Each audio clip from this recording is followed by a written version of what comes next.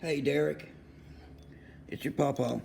I'm going to try to do this by holding this camera between my legs. After getting all this cleaned up, getting your O-rings replaced, this O-ring sits on top, right up on there like that. Now every one of these push rods and push rod tubes are put in and taken out the same exact way. There's no different in them. You got to turn your wheel until you get your tapit to its very bottom. Okay? When it goes down, play with your wheel a little bit, turning it so that your chain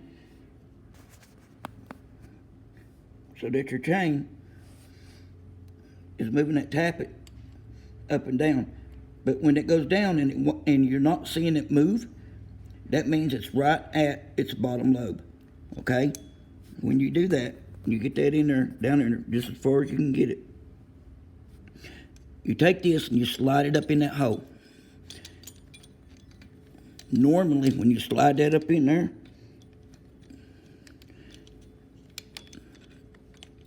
top part go right in place. Okay?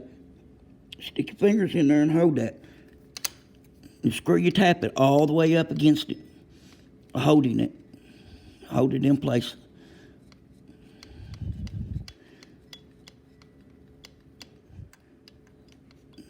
There you go. All right. You take these little hooks right here that I made, and you hook your push rod tube so that it will hold them up there for you. Okay, so now they're out of the way. Now you can work with this thing. Okay, this right here is a jam nut. You tighten that jam nut all the way down and just snug it up. And what you're feeling for, is you roll this push rod in between your finger and thumb, okay? Where there is just absolutely just to the point where there's a little bit of play, and it's not just free spinning like that. If it's free spinning like that, it's way too much. It's too loose.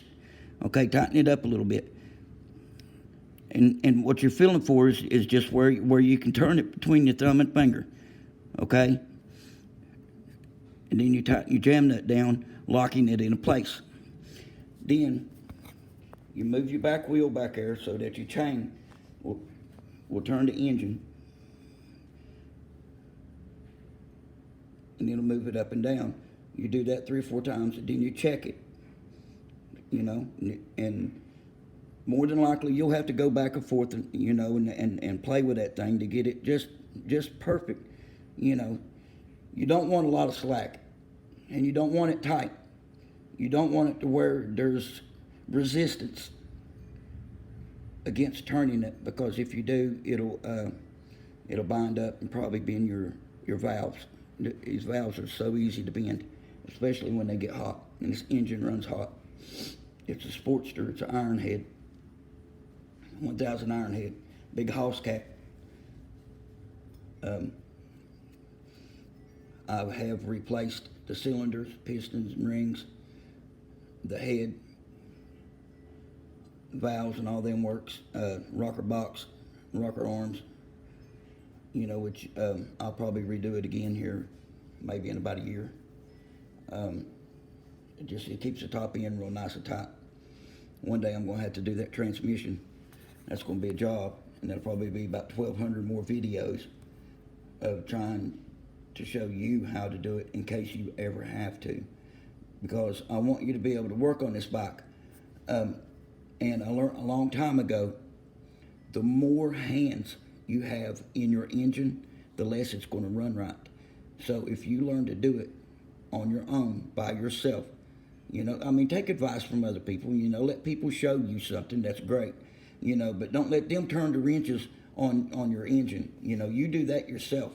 That way what's going on, all about it. If you break down on the road, you can troubleshoot it, unless it comes to the points that's in there, that could cause all kinds of different reactions. Like I said before, sometimes this bike forgets it is a Harley Davidson ironhead sportster and wants to act like it's a jackass. It's just a pure fucking jackass, you know. But 90% of the time, it's a big house cat.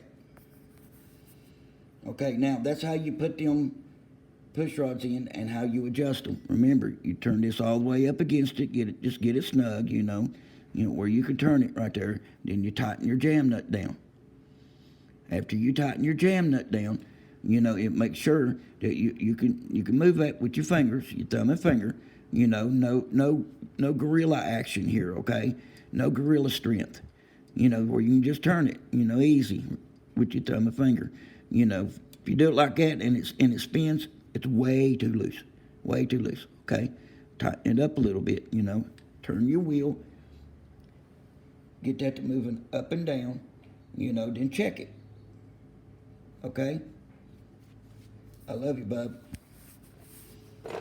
I miss you bad. I'm up here in Tennessee with your mama, well, your granny, not your mama, your granny, and your Uncle Alan.